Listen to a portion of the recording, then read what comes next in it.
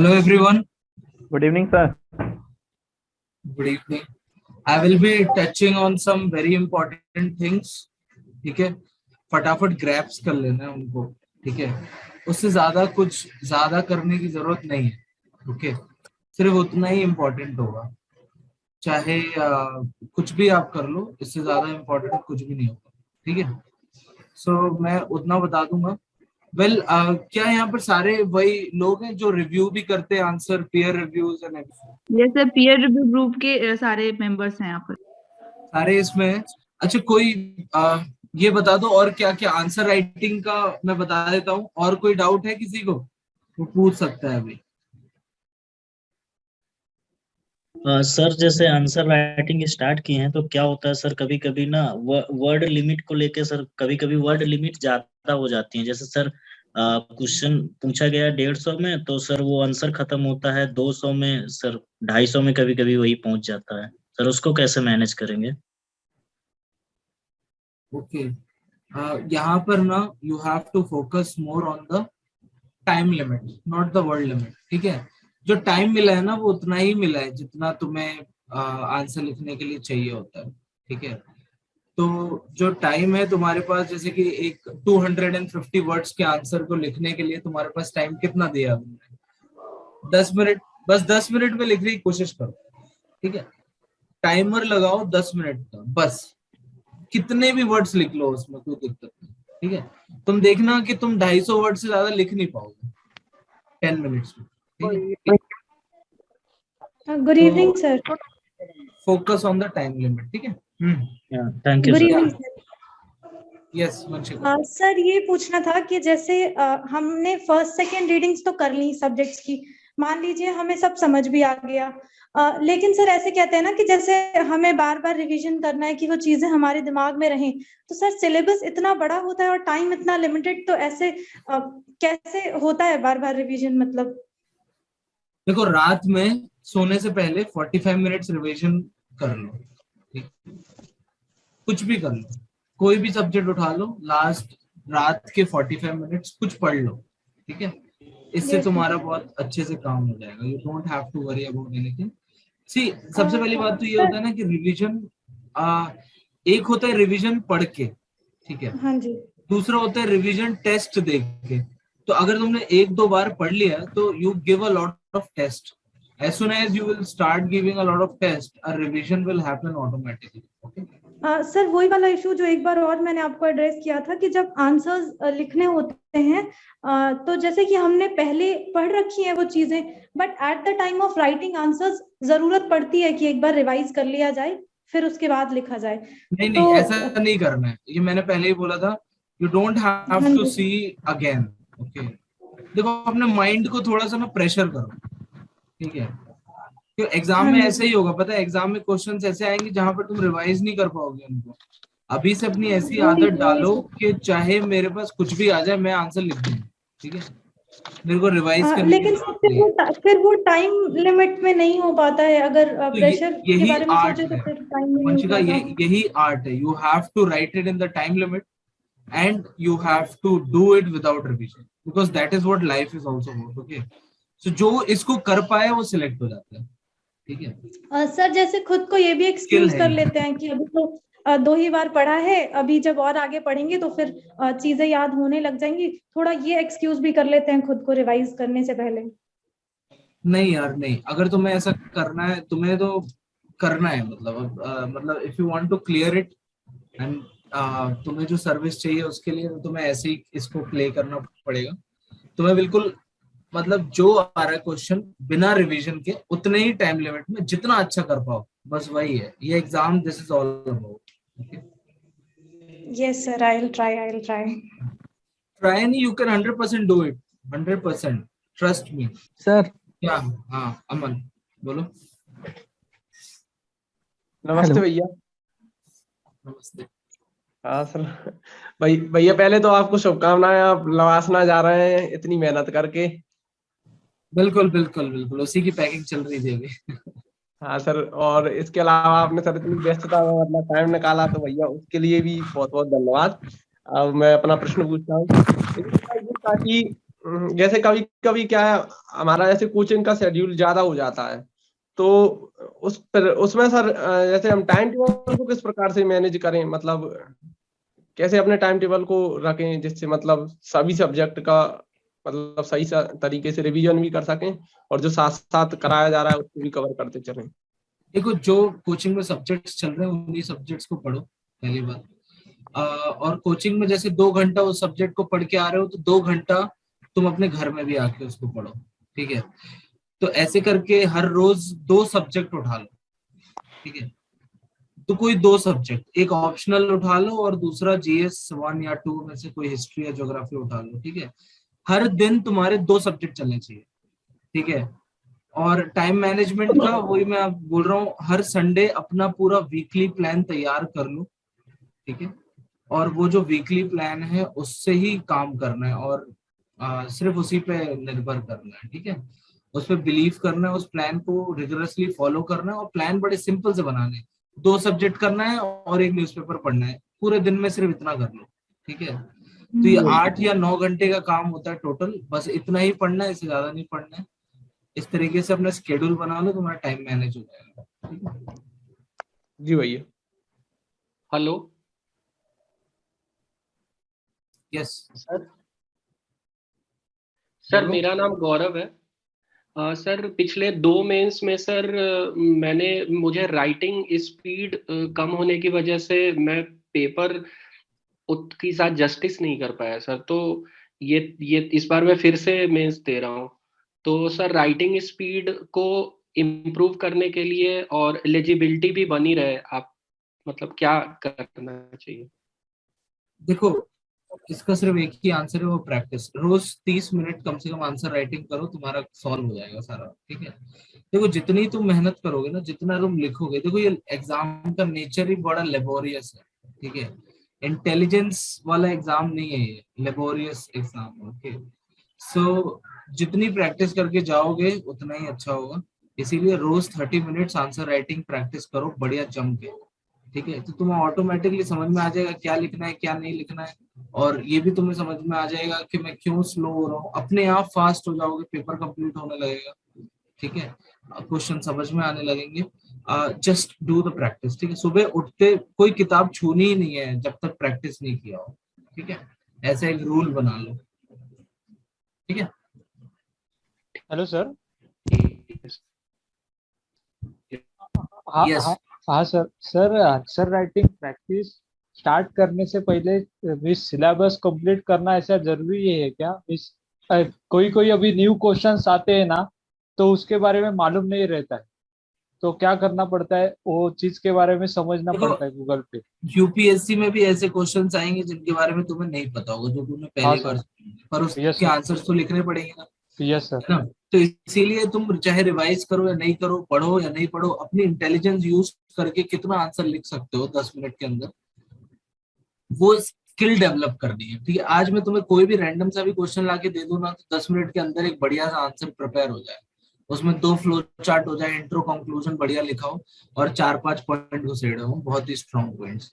That's it. इससे ज्यादा तुम्हें किसी भी चीज की जरूरत नहीं, ठीक है। तो overall you just have to do this, ठीक है।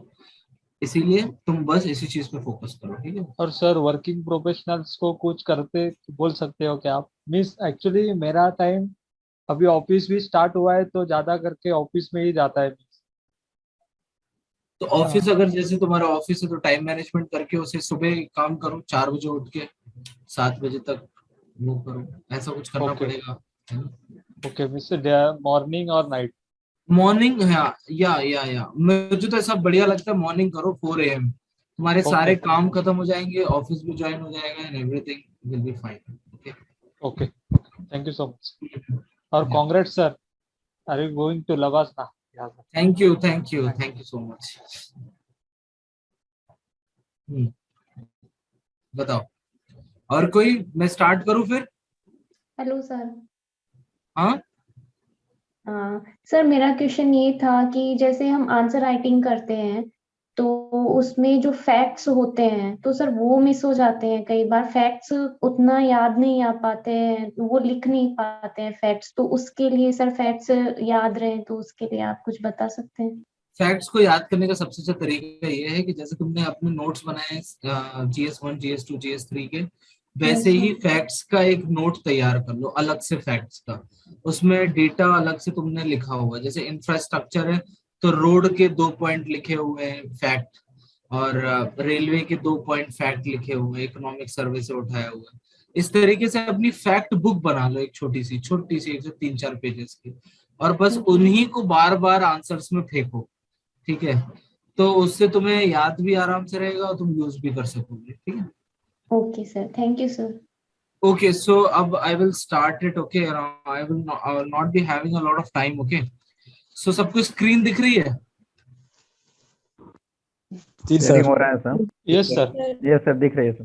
जी सर, ठीक है, दिख रही है। तो फिर अब क्या करना है, देखो कुछ तुम में से कुछ आंसर रिव्यू भी करेंगे। सबसे पहले let's understand what is answer writing, ठीक है? देखो कोई भी क्वेश्चन होता है ना, आंसर किसी क्वेश्चन का ही होता है। तो अगर कोई क्वेश्चन आया तुम्हारे सामने, ठीक है, तो तुम्हें आंसर जैसा आंसर जितना स्पेसिफिक टू द क्वेश्चन होगा, क्या उसने पूछा है और क्या तुमने बोला है, वो जितना मैच करेगा उतने ही ज्यादा नंबर आएंगे, ठीक है?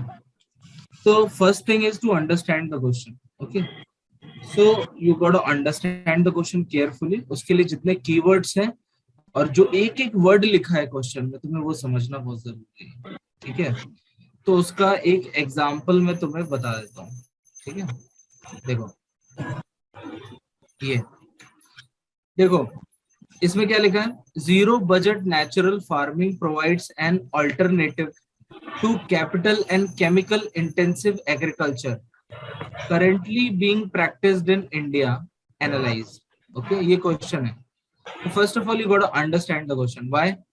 देखो इसमें ZBNF के बारे में पूछा है, पर सिर्फ उसके बारे में नहीं तुम्हें लिखना है, ठीक है? अगर तुमने इसके बारे में लिख दिया तो तुम्हें बिल्कुल भी नंबर नहीं आएंगे, ठीक है? तुम्हें इसको समझना बहुत जरूरी है, ये एनालाइज, ठीक है? और तुम्हें एनालाइज किस चीज को करना है? इस स्टेटमेंट को करना है, ठीक है? तो स्टेटमेंट क्या बोल रहा है? It provides an alternative. तो इसमें कंपैरिजन पूछा है। Excuse me sir, sir question नहीं डिस्प्ले हो रहा है हमें। क्वेश्चन नहीं दिख पा रहा है? नहीं सर। नहीं सर। अच्छा, ओके। सर वो the steps how to write answer वाला दिख रहा है, writing the answers, number of different points. अच्छा, तुम्हें आंसर नहीं दिख रहा है? Okay, wait a minute. Thank you sir. या अब दिख रहा है? Yes sir. दिख रहा है। ठीक है, तो फिर ये क्वेश्चन है, देखो, ठीक है? क्वेश्चन है। अब इसमें ये तुम समझो कि इसमें ZB, देखो अच्छे से पढ़ो। Zero budget natural farming provides an alternative to capital and chemical intensive agriculture currently being practised in India. And यहाँ पर एनालाइज, तो यहाँ पर अगर कोई बंदा ZBNF के पॉजिटिव और नेगेटिव लिख देगा तो उसको नंबर नहीं मिलेंगे, ठीक है? तुम्हें एनालाइज करना है। एनालाइज किसको करना है? इस पूरे स्टेटमेंट को करना है, पूरे स्टेटमेंट को करना है, ठीक है? तो इसमें जो प्रोवाइड एन अल्टरनेटिव टू, इसका सिंपल सा मतलब क्या है कि हमें ZBNF versus chemical fertilizer led agriculture को कंपेयर करना है, ठीक है? तो क्या वो एक अल्टरनेटिव प्रोवाइड कर रही है? हाँ, वो कर रही है। तो क्यों कर रही है? तो उसके 4 पॉइंट। पर क्या ZBNF नहीं कर पा रही है? क्योंकि देखो capital chemical intensive agriculture practice किया जा रहा है, उसके भी कुछ बेनिफिट्स है ना। तो तुम्हें इसमें ZBNF के ड्रॉबैक्स भी लिखने हैं कि वो अल्टरनेटिव नहीं भी हो सकती है, ठीक है? इसे बोलते हैं एनालाइज। देखो Sandeep Rajauria is a good boy, ठीक है? एनालाइज, इसका मतलब है Sandeep Rajauria is a good boy, उसके 4 पॉइंट लिखो। Sandeep Rajauria is not a good boy, उसके भी 4 पॉइंट लिखो, ठीक है? So as simple as that, ठीक है? That's why you got to have both positive and negative dimensions in almost all questions UPSC gives you. जहां एनालाइज, डिस्कस ये सब आता है, तुम्हें बोथ पॉजिटिव एंड नेगेटिव रखना जरूरी है। ठीक है, ठीक है ना। अब देखो, अब let us come to this. ठीक है, ये सबसे पहले आता है इंट्रोडक्शन। ठीक है, देखो अब इसमें इंट्रोडक्शन में तुम्हें बताता हूँ, बहुत ही सिंपल सा है।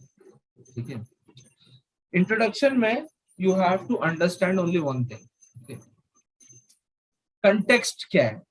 ठीक है, कंटेक्स्ट क्या है, तो मैंने कंटेक्स्ट कैसे बनाया, देखो, zero budget natural farming is a method which involves very low input cost due to optimization of factors of production in an ecological sustainable way।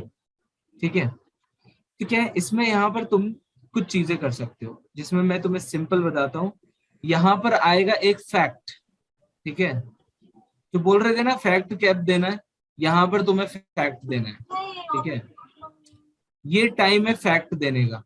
ठीक है, यहाँ पर अब इसमें फैक्ट क्या हो सकता है कि today 60% of the agricultural land in India is taking high proportion of chemical fertilizer। ठीक है, it is causing certain problems and that's why zero budget natural farming is important। 60% जो है वो फैक्ट हो गया। ठीक है, इसमें फिर तुम्हें ये लिखना है, या कुछ लोग ये भी होते हैं, वो लोग इसकी डेफिनेशन लिख देंगे, जीरो बजट नेचुरल फार्मिंग होता क्या है। ठीक है, दोनों में से कुछ भी यूज कर सकते हो, या तो डिफाइन कर लो या तो फैक्ट डाल दो। ठीक है, मैं डिफाइन करता था किसी में जिसमें मेरे पास फैक्ट नहीं होता है, और वैसे मैं डिफाइन ऑलमोस्ट हर क्वेश्चन में करता था, क्योंकि क्या उससे क्लैरिटी आती है कि बंदे को पता है।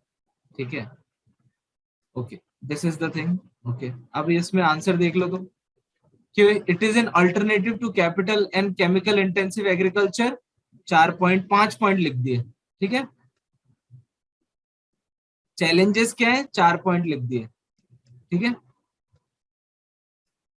और लास्ट में क्या लिख दिया, एक छोटा सा कंक्लूजन बताता हूं मैं क्या होता है।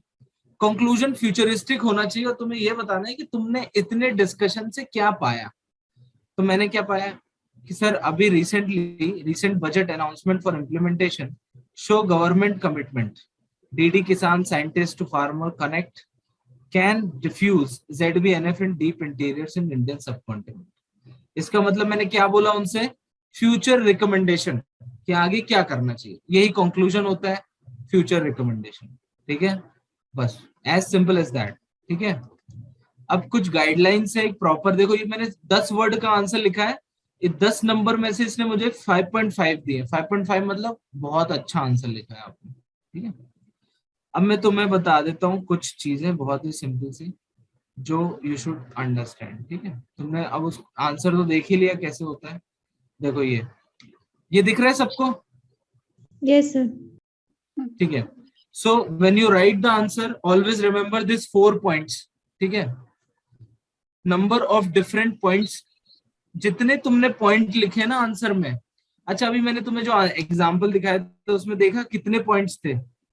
एक छोटे से आंसर में मैंने 10 पॉइंट लिखे थे, 6 पॉजिटिव और 4 नेगेटिव। ठीक है, तो तुम्हारे जितने नंबर ऑफ पॉइंट्स होंगे उतने ही तुम्हारे नंबर होंगे। सिंपल सी बात, चाहे तुम अब उसमें कुछ भी कर लो, पैराग्राफ में भी लिख रहे हो तो come out with the numbers.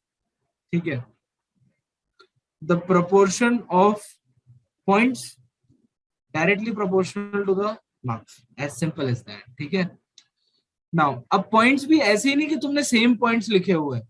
1 social factor लिखा हुआ है, 2 कल्चरल, 3 इकोनॉमिक, 4 हिस्टोरिकल। अभी पॉइंट्स कहाँ से आएंगे, सिलेबस से। तो तुम्हारे जो मेंस का सिलेबस है उसमें ये सारे पॉइंट्स है। तो स्टार्ट करो, history, historical factor, social factor, cultural factor, economical factor, disaster वाला, एनवायरमेंट फैक्टर, एथिकल फैक्टर, सब।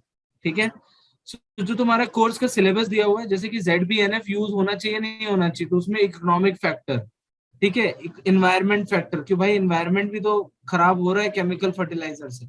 इस तरीके से डिजास्टर, जैसे डेजर्टिफिकेशन हो रहा है केमिकल फर्टिलाइजर यूज करने के वजह से, ये सारी चीजें तुम्हारे आंसर में होना जरूरी है। ठीक है, फिर कुछ फ्लो चार्ट्स हो सकते हैं। अच्छा, तुमने जो आंसर देखा था उसमें जो जिसने मेरा आंसर चेक किया था उसने देखा, तुमने एक फ्लो चार्ट बनाई हुई थी साइड में, अभी दिखाता हूँ, ठीक है। तो फ्लो चार्ट और डायग्राम्स होना, जैसे आप ZBNF में एक मैप भी बना सकते हो, इंडिया में सबसे ज्यादा कहाँ पर केमिकल फर्टिलाइजर यूज हो रहा है, ठीक है। It will give you certain more marks 100%, ठीक है। तुम्हारा आंसर बहुत ही कॉन्साइज, बहुत ही स्ट्रेट फॉरवर्ड होना चाहिए, कोई बनावट नहीं होनी चाहिए। मेरे आंसर में देखा, शूट किए थे पॉइंट्स, डायरेक्ट पॉइंट्स, ठीक है। और ये सारी की सारी कॉपीज जो है ना, जो मैं तुम्हें दिखा रहा हूँ, ये मेरे टेलीग्राम चैनल में डली हुई है, ठीक है। सो टेलीग्राम पे जाकर सर्च करना संदीप राजौरिया UPSC, तो तुम्हें मिल जाएगा। वो चैनल ज्वाइन कर लेना, ग्रुप ज्वाइन कर लेना, उसमें सब डला हुआ है, ठीक है। नाउ क्या तुम्हें ये समझ में आ गया सबको? ठीक है, yes it's very easy, it's very simple, okay.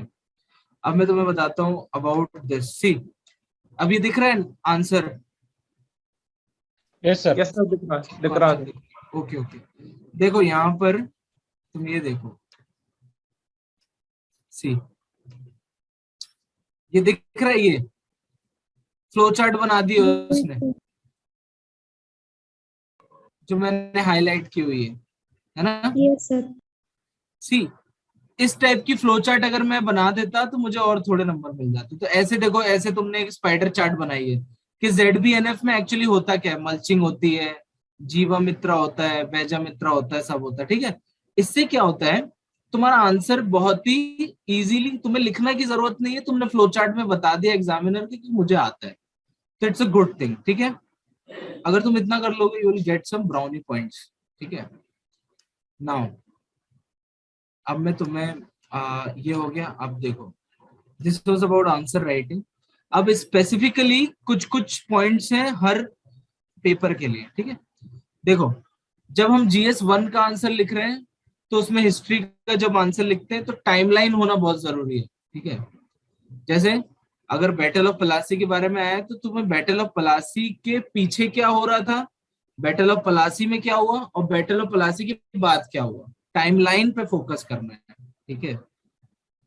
अगर क्वेश्चन आता है नॉन कॉर्पोरेशन मूवमेंट का, तो उसके पहले क्या हो रहा था, नॉन कॉर्पोरेशन में क्या हुआ, उसके बाद क्या हुआ, तो कंक्लूजन में आएगा उसके बाद क्या हुआ, ठीक है।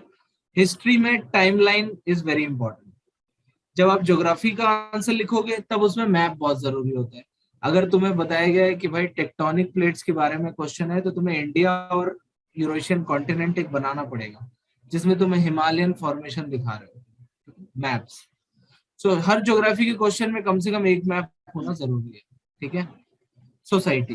सोसाइटी के जितने भी क्वेश्चन है, क्योंकि वो एक इंडिविजुअल पर्सपेक्टिव से आता है, सोसाइटी डिफरेंट होती है, उनमें एग्जांपल्स की जरूरत होती है, ठीक है। तो इसमें जैसे कि एग्जांपल वुमेन डिस्क्रिमिनेशन पे आ रहा है, तो तुम उस एग्जांपल में द क्राइम्स को शो कर सकते हो, जैसे निर्भया केसेस या फिर बहुत सारे अलग अलग केसेस, ठीक है। Examples becomes very important in society, ठीक है। अगर तुम्हें क्वेश्चन आता है सोसाइटी में how to develop the condition of women, तो तुम्हें उसमें डायमेंशंस बहुत ज्यादा देने जरूरी है। सोसाइटी डायमेंशंस पे चलती है, जैसे सर कल्चरल फैक्टर भी ठीक होने चाहिए, सोशल फैक्टर में एजुकेशन ठीक होना चाहिए, वुमेन की हेल्थ ठीक होना चाहिए, जो इकोनॉमिक फैक्टर है उन्हें एम्प्लॉयमेंट मिलना चाहिए। ठीक है, जितने पॉइंट ये होंगे सोसाइटी में उतना ही अच्छे से आप डेवलप कर सकोगे ना एक वुमेन को, ठीक है। देखो, answer writing is a skill. तुम्हें परसुएड करना है एक एक्सटर्नल बंदे को कि मेरे को नंबर दो, परसुएशन पे खेल रहे हैं, ठीक है। तो परसुएड कब कर सकते हो, जब तुमने उन्हें चारों दिशाएं दिखाई हुई हैं कि मैं ऐसे भी सोच सकता हूँ, ठीक है।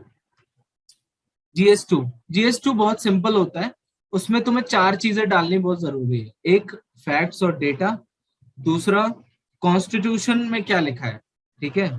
कभी भी जैसे तुम्हारे माइनॉरिटीज के ऊपर क्वेश्चन आ रहा है तो तुम्हें बताना है कि आर्टिकल 29 या आर्टिकल 30 सेज दिस, उसका एनालिसिस बहुत जरूरी है, ठीक है।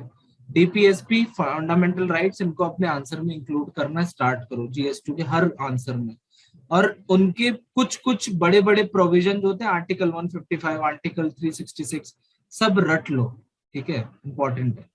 एक लिस्ट बना लो, इसमें आता है, इसमें सुप्रीम कोर्ट के जजमेंट्स भी ऐड करो, सेकंड ARC की रिपोर्ट भी ऐड करो, और लॉज और पॉलिसीज भी करो। मान के चलो तुम्हें हेल्थ का क्वेश्चन आया है तो नेशनल हेल्थ पॉलिसी मेंशन होना बहुत अच्छा रहेगा।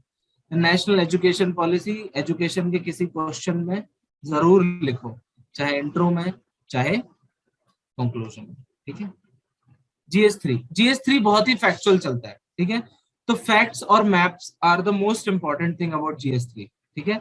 इकोनॉमिक्स हो गया, डिजास्टर हो गया, फैक्ट्स फैक्ट्स फैक्ट्स, जितना आप फैक्ट्स दोगे उतना अच्छा रहेगा। और फैक्ट से क्या होता है, देखो परसुएशन जो होता है फैक्ट से होता है। जैसे डिजास्टर की कितनी बड़ी प्रॉब्लम है, तो मैंने बोला कि सर वर्ल्ड बैंक की रिपोर्ट ने बोला है कि इंडिया हर साल कम से कम $2 बिलियन लूज कर रहा है बिकॉज ऑफ डिजास्टर्स, ठीक है। तो ये क्या परसुएट किया है मैंने एग्जामिनर को ये सोचने में कि I know about the conditions, कितना इंपॉर्टेंट है डिजास्टर मैनेजमेंट, ठीक है। Okay, GS4 is very simple. What you have to do is, अगर एटीट्यूड का क्वेश्चन आया है तो इंट्रोडक्शन में डिफाइन करो एटीट्यूड क्या हो रहा है, मतलब डेफिनेशन रट लो सारे यूपीएससी की सिलेबस की जो एथिक्स में है, attitude, values, tolerance, commitment and everything, ठीक है। सो उसको रट लो, रट लो मतलब समझ लो अच्छे से, और उसके एग्जाम्पल्स अच्छे से याद मतलब ध्यान में रखो, और जैसे ही कोई क्वेश्चन आए एग्जाम्पल्स को शूट करना है, ठीक है। This will give you good marks, okay. Now ठीक है, now this is about GS 1, 2, 3 and 4। मेरी कॉपीज अवेलेबल है टेलीग्राम पे, देख लेना, मैंने सेम स्ट्रेटेजी यूज की हुई है। एंड नाउ एज बिकॉज आप लोग कुछ रिव्यू भी करने वाले हो जैसे कि मुझे बताया गया, सो उसके बारे में मैं तुम्हें बता देता हूँ, ठीक है। जो रिव्यू कैसे करना है, देखो आंसर रिव्यू ना बहुत सिंपल रखो पहली बार, ठीक है। Don't go for those paras and everything, don't have to do it, you just have to give. अगर बहुत अच्छा आंसर आया है सेटिस्फैक्टरी, आधे नंबर देने, आधे नंबर से ज्यादा यूपीएससी भी ऑफर नहीं करता है, तो बिल्कुल आधे नंबर दें, 10 में से 5, बहुत खुश होगा। अब 5 से कम होने चाहिए, ठीक है, तो उसको 0.5 घटाते रहो जिस हिसाब का तुम्हें लग रहा है पर्सनल उससे, ठीक है। अगर उसने फैक्ट लिखा है, डायग्राम लिखा है, और बस तुम बड़ा अच्छा सा आंसर लिखना है, बहुत सारे पॉइंट्स डायमेंशंस में लिखे, 4.55 दे सकते हो।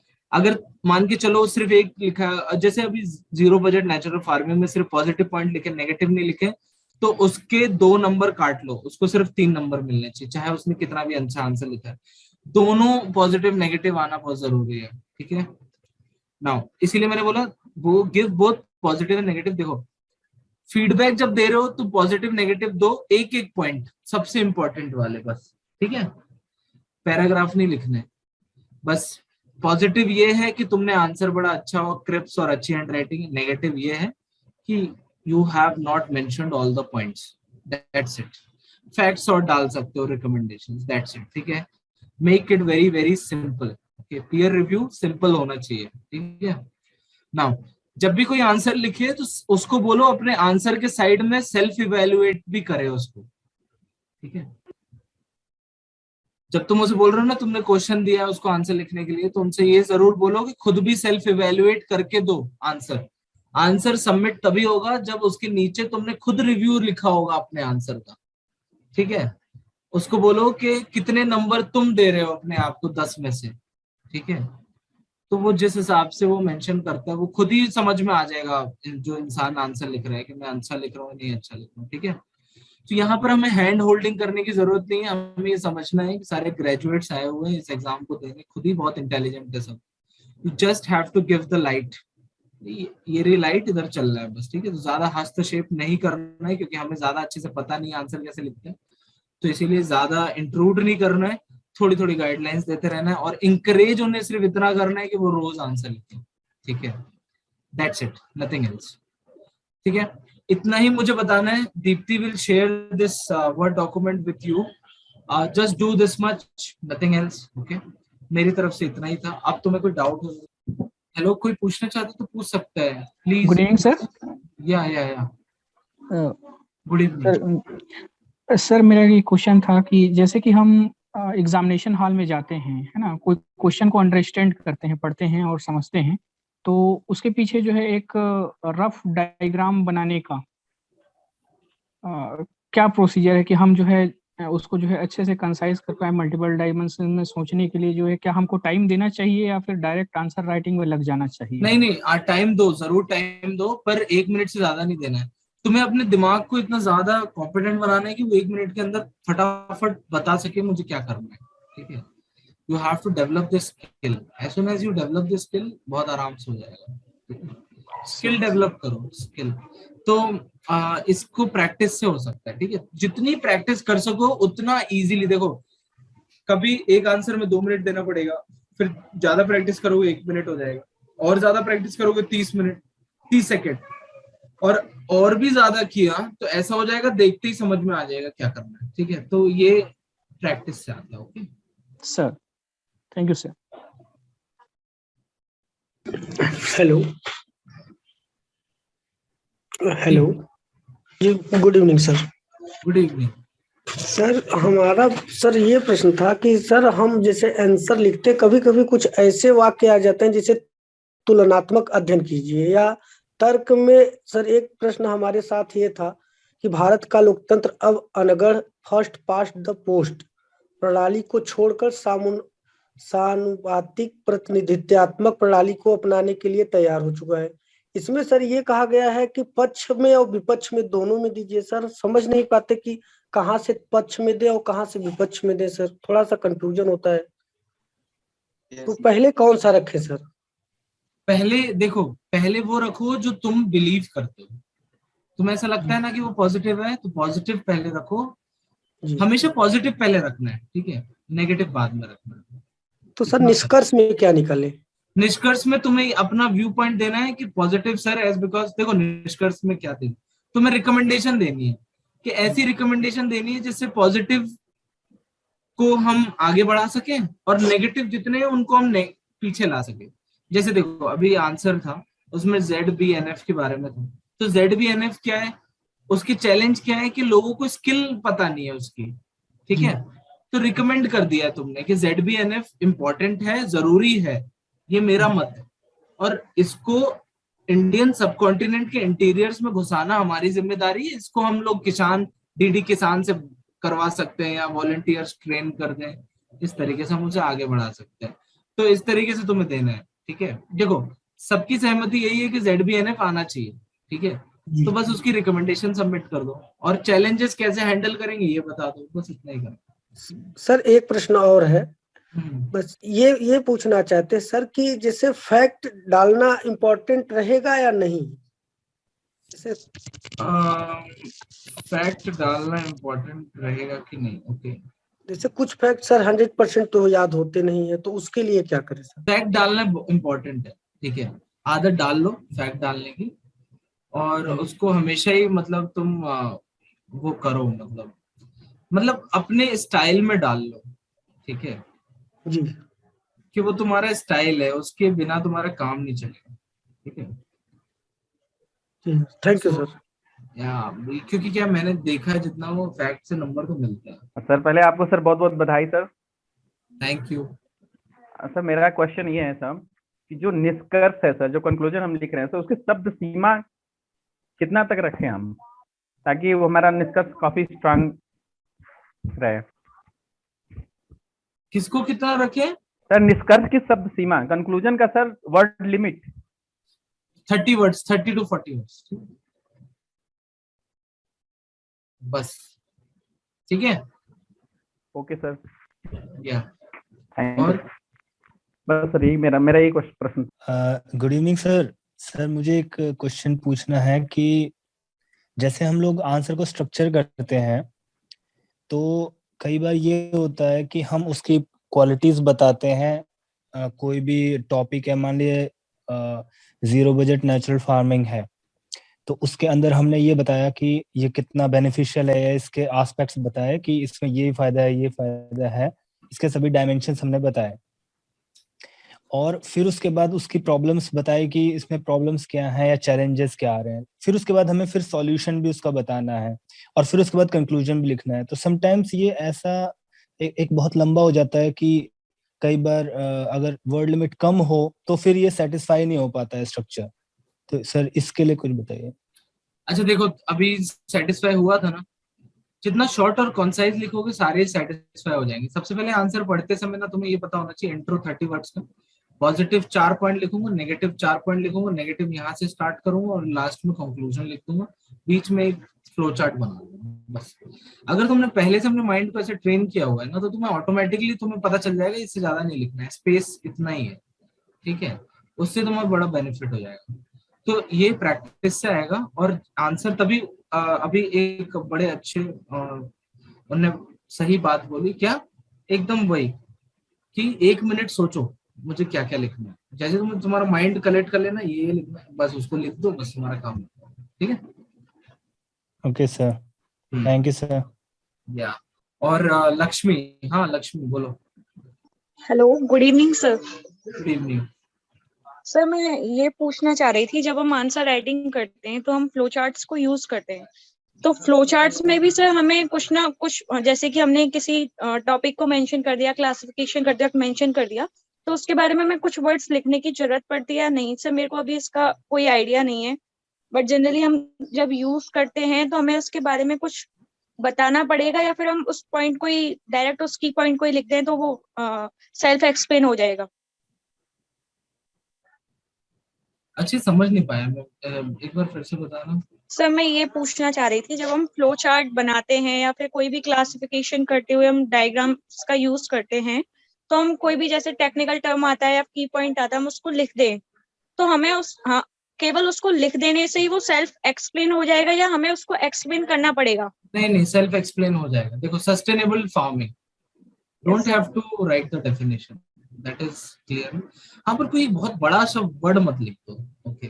बहुत ही जनरल जो सिलेबस में है बस उनको यूज करना है, ठीक है। Don't go for something like तुमने रानी लक्ष्मीबाई के लिए लिख दिया इंट्रेपिड फाइटर, तो ये फिर सही नहीं है। Just you have to say courageous spirit या फिर ऐसा कुछ, ऐसे में भी। तो if you are writing it simply self explanatory, don't make it complicated. And sir second question is that, जब हम सर कोट्स को यूज करते हैं, हम जैसे कि आंसर लिखते वक्त, तो सर हम कोट्स को सेलेक्ट कहाँ से करें? क्योंकि हमारे पास तो अभी इतना है नहीं सर, क्योंकि फर्स्ट टाइम प्रिपरेशन स्टार्ट की है। कोट्स? Yes sir. तो कोट्स तो मिल जाएंगे ना। देखो मैं तुम्हें बताता हूँ, जब भी जैसे आज मैं अभी तुम इंफ्रास्ट्रक्चर के बारे में पढ़ रही हो आज, तो सर्च कर लो इंफ्रास्ट्रक्चर से रिलेटेड कोड्स गूगल पे, तुम्हें मिल जाए। एक कोड उठा लो उसमें से, बस काम हो गया। अब जैसे तुम एटीट्यूड के बारे में पढ़ रही हो, एटीट्यूड का एक कोड लिख दो, उसमें बढ़िया सा जो तुम्हें पसंद है उसको उठा के अपनी कॉपी में लिख लो। एक एक उठाना है सब सारे areas. Okay sir, thank you sir. Thank you. अब this is the last question, okay. अब मुझे प्रिपेयर करना है यार, काफी मेरा काम है, ओके। सो बताओ लास्ट कौन पूछेगा? अमन तिवारी। नहीं भैया, मेरा प्रश्न है, अगर मतलब कोई और पूछना चाहे तो कोई दिक्कत नहीं है, मैं मतलब बाद में कभी पूछ लूंगा, और यदि कोई नहीं पूछ रहा हो तो मैं पूछ लेता हूँ। हाँ भैया, मेरा ये था कि मतलब जो मेंस की टेस्ट सीरीज रहती है, तो उसे हम सर मतलब प्री निकालने के बाद ही ज्वाइन करें या पहले भी ज्वाइन कर सकते हैं सिलेबस कंप्लीट होने के बाद? पहले भी कर सकते हो, बाद में भी कर सकते हो, दोनों है। पहले करने से थोड़ा फायदा तो रहेगा क्योंकि ज्यादा प्रैक्टिस कर लोगे, ठीक है। और बाद में भी कर सकते हो, it depends on you. But इतना ध्यान में रखना कि जो प्रीलिम्स के बाद का जो मोमेंटम होता है वो सबसे ज्यादा इम्पोर्टेंट होता है, ठीक है। हाँ। सो उसमें जो 6 मारेगा वही जीतेगा, ठीक है। तो ये ध्यान में रखना, सो तुम्हें ज्यादा प्रॉब्लम नहीं होगी, ठीक है। जी भैया, ठीक है भैया, धन्यवाद, है ना। बिल्कुल बढ़िया, अच्छे से करो, ओके। सो अमीशा जल्दी बताओ। पर मेरा ये क्वेश्चन था, आंसर राइटिंग करते हैं उसको मतलब चेक कैसे करें कि मैंने सही किया या नहीं किया? जैसे मतलब मैंने अपने हिसाब से सही देखा है, बट उसको मतलब और बच्चे के साथ कैसे ग्रुप में चेक करें कि मैंने आंसर कैसे सही देखा कि नहीं देखा, इसके बारे में बताती हूँ। लाइक आई एम सॉरी, मुझे समझ नहीं आया। किसी को समझ में आया तो मेरे को बताना थोड़ा सा, क्या पूछ रही है हमेशा? पर दोबारा बता दे रही हूँ मैं, मतलब मैं आंसर जब मैं आंसर लिखती हूँ ना, कोई भी चीज का मतलब जीएस इसका इतिहास पढ़ चुके हैं, ज्योग्राफी पढ़ रहे हैं, उसके बारे में जो आंसर लिखती हूँ तो मतलब उसको चेक कैसे करें कि मैंने सही लिखा है कि नहीं लिखा है? बिकॉज मैं खुद तो अच्छे से लिखती हूँ, पर मुझे जब तो चेक करेगा दूसरा मुझसे जो टीचर लोग होंगे तो मुझे अच्छा, पता चलेगा ना मैंने सही लिखा है। जी बस ये थोड़ा डाउट है। एक्चुअली क्या है ना, मैंने ईयरकॉर्ड्स नहीं है, जिसने ईयरकॉर्ड्स पहने वो मेरे को बताएगा थोड़ा चिल्ला के अच्छे से। सर क्वेश्चन, हाँ वंशिका, वंशिका बताओ। सर वो पूछ रहे हैं कि जैसे जब उन्होंने आंसर लिख लिया तो उसके बाद फिर वो इवैल्यूएट नहीं कर पा रहे हैं आंसर्स को, तो वो ऐसा कैसे करेंगे? अच्छा ओके, सो इवैल्यूएट नहीं कर पा रहे तुम अभी के टाइम पे इवैल्यूएट करना कि तुम्हें बस इतना पता होना चाहिए क्या मैंने टाइम लिमिट में कंप्लीट किया है या मैंने इंट्रो कंक्लूजन और सब लिख दिया है कि नहीं लिख दिया। बिगिनर्स को सिर्फ इतना ही देखना है। टॉपर्स की आंसर शीट विजन आईएएस में डली हुई है, उसको डाउनलोड कर लो। टॉपर्स की आंसर शीट से मैच करो कि उसने क्या लिखा है, मैंने क्या लिखा है, और उस हिसाब से अपने आप को इवेल्युएट करना स्टार्ट करो। ठीक है, इतना कर दो। और एक्चुअली में क्या है ना दीप्ति, ये लाइक मेरा जो टेलीग्राम का मैं तुम्हें बता देता हूँ, उसमें ना मैंने लिखा हुआ है, मतलब मैं एडवाइजेस में सब डाला हुआ है कैसे इवेल्युएट करना। ठीक है, तो देखो तुम टेलीग्राम की चैट बॉक्स में शेयर कर देती हूँ मैं लिंक। हाँ दीप्ति तुम उसे शेयर कर दो प्लीज, तो you all can take that. ठीक है, ठीक है, उससे तुम्हें पता चल जाएगा। उसमें मैंने एक एडवाइस डाली हुई है कि हाउ टू मतलब ये इवेल्युएट योर ओन आंसर। ठीक है, उसमें मैंने पूरा एक्सप्लेन किया हुआ। ठीक है, जी भैया। ठीक है, सो ये देखो ये है ना, इसमें जाओ, ये टेलीग्राम पे जो दिया दिल्ली ने शेयर किया है उसमें जाओ और वो एडवाइस उसमें डली हुई है, सारी एडवाइसेस को पढ़ लो, तुम्हारा काम हो जाएगा। ठीक है, तुम्हारे सारे क्वेश्चन क्लियर हो जाएंगे। So that is the thing. Well you can also download the copies here from here, यहाँ पर सारी कॉपीज भी डली हुई है। ठीक है, अच्छे से प्रिपेयर करो, कोई डाउट होगा तो पूछना। ठीक है, फिर और तब तक के लिए बेस्ट ऑफ लक। ठीक है, so Deepti should be end? Thank you so much, sir. Sir, with Thank you, Prakash. sir. Yeah. Sir, conclude मुझे ही करना था. Thank you so much, sir, for giving your precious time. Sir, all the best for upcoming journey. That is started from Labasna. Thank you so much, sir. Thank you, Ved Prakash, and thank you, Deepti, for organizing this. इस recording session को share कर देना जिसको जरूरत होगी। ठीक है, और बेस्ट ऑफ लक।